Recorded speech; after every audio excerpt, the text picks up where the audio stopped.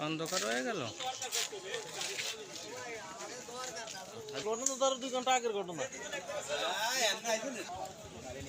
কালিয়ায় পৃথক অভিযানে ৭,৪০০ litre diesel জব্দ, ২ জনকে জরিমানা। বিস্তারিত থাকছে নড়াইল থেকে মোহাম্মদ রাসেল শেখের প্রতিবেদনে। নড়াইলের কালিয়া উপজেলায় পৃথক দুটি অভিযানে মোট ৭,৪০০ লিটার অবৈধ ডিজেল জব্দ করেছে প্রশাসন।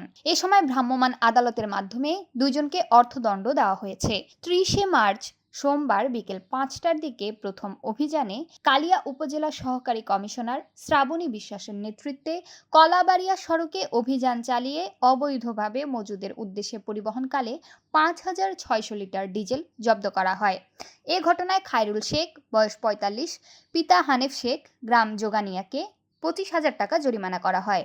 অপরদিকে কালিয়া উপজেলা নির্বাহী কর্মকর্তা মোহাম্মদ জিন্নাতুল ইসলামের নেতৃত্বে পরিচালিত আরেকটি অভিযানে বারুইপাড়া ফেরিঘাট এলাকা থেকে পাচারের সময় ৯ ব্যারেল ডিজেল, যা প্রায় ১,৮০০ লিটার উদ্ধার করা হয়।